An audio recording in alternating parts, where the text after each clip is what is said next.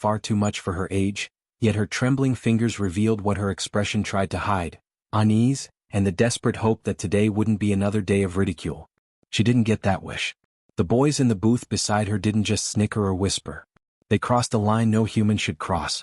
One of them swatted the plate from her lap, sending the pancakes splattering against the floor. Another shoved her wheelchair backward with mocking laughter. The diner went still. Forks hovered in midair. The waitress froze, coffee cups rattling in her hands. The boys' laughter echoed far louder than the crash of the fallen plate. Clara's eyes filled. She didn't want to cry, not here, not in front of everyone, but the humiliation burned deep, hotter than pain. This was a wound the world couldn't see, but she felt it sharp as a blade. If you believe kindness should always rise above cruelty, if you believe no one deserves to be mocked for the way they move through the world, take a moment to like, comment, share, and subscribe to Kindness Corner, because compassion grows when good people stand together. Clara had lived with a spinal condition her entire life. Wheels had been her legs since she was a toddler. Her parents always told her that even if her body couldn't walk, her spirit could still fly. She tried to believe that even when strangers stared or whispered behind her back. But what happened in that diner was more than pity or discomfort. It was cruelty sharpened on purpose. The gang of boys cheered at their own behavior while the rest of the diner quietly lowered their heads. Some shook their heads but none stood up. The waitress seemed torn between fear and anger. Clara leaned forward, trying with trembling hands to gather her ruined breakfast. She wanted desperately to disappear, to end the scene without creating more noise. Then another pair of hands appeared, steady, gentle, respectful. An older man with streaks of gray at his temples knelt beside her. He picked up the plate, dusted it off lightly and set it back on the table. "Don't mind them," he murmured, though his eyes flicked fearfully toward the bullies. It wasn't weakness, it was the survival instinct of someone who'd dealt with trouble before. Clara nodded in thanks, but her heart still felt exposed, raw. She stared at her lap, trying to steady her breath while the boys bragged about how brave they were. Minutes dragged like hours. Then, everything changed. A deep rumble rolled through the air like distant thunder. People turned toward the windows. The sound grew louder, heavier, more powerful. And then the source appeared: motorcycles. Dozens of them. Their chrome bodies gleamed under the day's dull light as they filled the parking lot in a coordinated line. Conversations died on the spot. The bullies stiffened. Every jacket bore the same unmistakable emblem: a feared, respected biker brotherhood known for loyalty, fearlessness, and a code of honor outsiders rarely understood. Engines cut off one by one, leaving a heavy silence behind. The door creaked open. A towering man walked in first, boots thudding against the tiles, beard long, shoulders wide, patches telling stories no one dared ask about. Behind him came more men, each one intense, quiet, and commanding. Clara's heartbeat quickened. The leader scanned the diner. His gaze landed on the bullies first, long enough to drain the color from their faces. Then he looked at Clara, and something shifted. A softness entered his eyes. Understanding, recognition, protection. He stepped toward her, kneeling down just enough to meet her eyes. Clara felt, for the first time that morning, safe. The leader slowly turned his head toward the bullies. Their bravado collapsed instantly. The leader's stare cut through the diner like a blade made of pure silence. The boys who had mocked Clara shrank back in their booth, stiff as statues. Their earlier laughter seemed like a distant memory now, one they wished they could erase. The man's name, whispered among a few trembling customers, was Rorik, though most simply called him Roar. His reputation wasn't built on fear alone, it was built on a brutal honesty, a code of justice that he and his brothers lived by. When Roar fixed his gaze on someone, it felt as if he could see straight into their conscience. He didn't shout. He didn't curse. He didn't need to. He took one slow step toward the bullies, and that alone made them flinch. Their bravado dissolved like sugar in hot water. Roar's voice, when it finally came, was low and steady. "You think you're tough?" he asked, not angrily but with a disappointment that cut deeper. "Pick on someone who can't stand. Push someone who can't push back. That's strength to you?" The boys tried to stammer an excuse, but their words tangled in their throats. Roar raised one hand lightly and they froze again. "You don't owe me an answer," he said. "You owe her one." He pointed toward Clara without looking away from them. The boys turned their heads slowly, reluctantly, toward the girl they had mocked. Their faces flushed with humiliation. For the first time, they seemed to realize just how pathetic their actions had been. One of them managed to whisper, We didn't mean." Roar cut him off with just a look. Meaning doesn't erase harm, he said. Character shows in what you choose to break, or choose to protect. The boys lowered their heads. One by one they slid out of the booth, stepping carefully as though afraid the floor might collapse under them. No one in the diner spoke. The silence was too heavy. As they passed Clara, one boy muttered a shaky, "Sorry," another added, "We shouldn't have." Clara didn't speak. She didn't need to. Her silence spoke louder than their apologies. Roar walked beside the boys as they moved toward the exit, not touching them, not threatening them, simply making sure they didn't escape without facing their own shame. When the boys stepped outside, they froze again. Dozens of motorcycles were parked in a tight formation, and the bikers stood around them like a wall of leather and steel. Their arms were crossed, their expressions hard. These men were not going to hurt the boys, but they weren't going to let them slink away either. The boys were forced to walk the length of that corridor, feeling the weight of every stare. By the time they reached the end of the line, the bullies' earlier bravado had turned to dust. They didn't look back. They didn't dare. Inside the diner, the energy shifted again, no longer tense, no longer fearful. Something warmer settled into the room. Roar walked back to Clara's table. His boots were heavy, but his expression had softened even more. He gestured gently for the waitress, who hurried over, no longer frozen, no longer scared.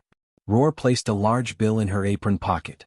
"Bring her whatever she wants," he said. "Doesn't matter what it costs." The waitress nodded, her eyes glistening.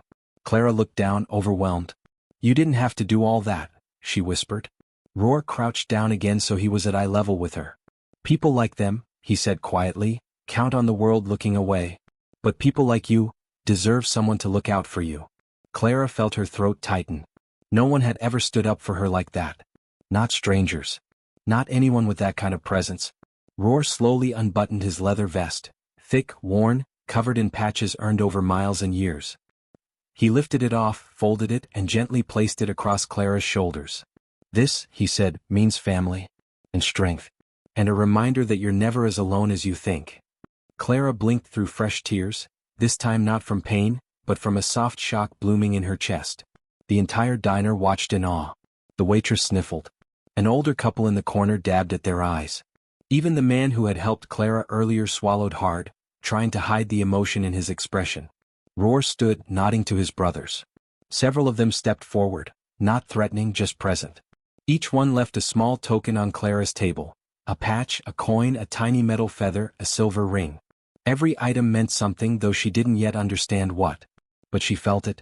She felt every ounce of support, protection, loyalty. For the first time in a long time, she didn't feel invisible. She felt seen. She felt valued. She felt strong. Roar rested one hand briefly on the back of her wheelchair. "You ever need us," he said softly, "you call."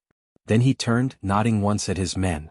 They moved out, boots echoing until the bell above the door jingled softly, then fell silent again. The motorcycles roared to life moments later. One engine, then another, then all of them together in a thunderous wave that shook the air. Clara sat still, wrapped in the leather vest, feeling its weight like armor. For the first time in her life she felt unstoppable. The roar of the motorcycles faded into the distance, but the impact of what had happened lingered in the diner like a warm blanket wrapping around everyone inside. People slowly returned to their meals, but their eyes kept drifting toward Clara, toward the girl who had walked in alone but was leaving with something stronger than protection.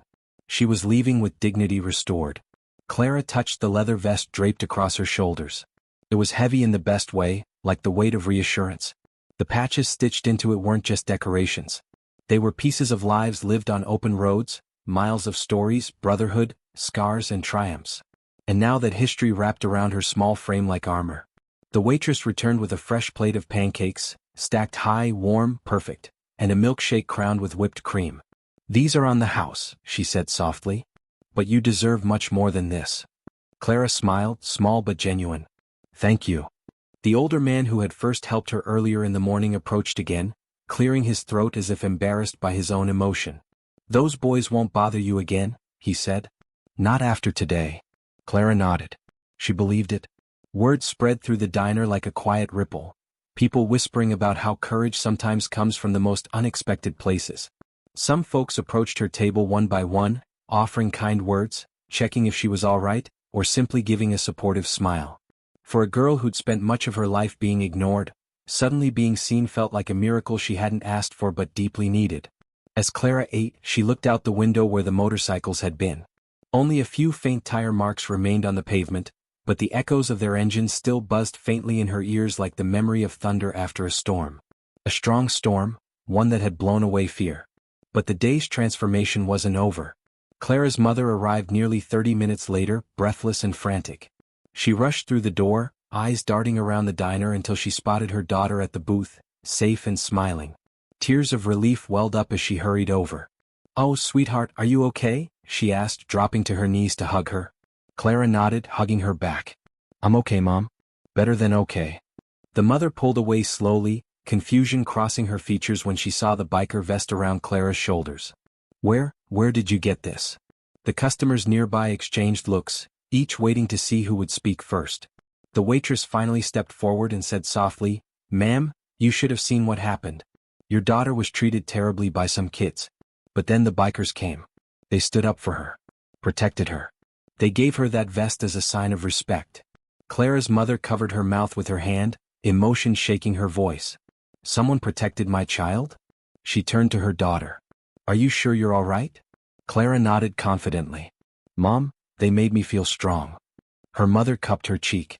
"You've always been strong." The vest seemed to glow under the diner lights, a symbol not just of protection but of transformation. Clara realized something in that moment, something that brought a fierce new warmth into her chest.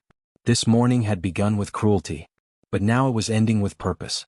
As they prepared to leave, the older man who had helped her earlier approached once again. "You remember something," he said gently. "Strength isn't always loud. Sometimes it's quiet, like the courage you showed trying to pick up that plate even when everyone was watching." Clara smiled. She understood. When she rolled toward the door, every customer in the diner seemed to straighten up just a little. Some nodding, some smiling, some wiping away tears secretly. The bell jingled as Clara and her mother stepped outside. The air felt different. Lighter. Brighter. Clara took a long breath, letting the cold air fill her lungs. She tightened her grip on the biker vest. It wasn't just fabric now. It was a reminder, one she planned to keep forever. As her mother loaded her wheelchair into the car, Clara whispered to herself, "Kindness wins." Because it did. Because it had. Because a girl who had walked into a diner feeling alone now knew she would never be invisible again. And somewhere on a distant stretch of highway, Roar and his riders thundered down the road, never knowing just how much their courage had changed the life of one quiet, brave girl in a wheelchair. But Clara knew, and she would never forget. If this story touched your heart, remember this. Cruelty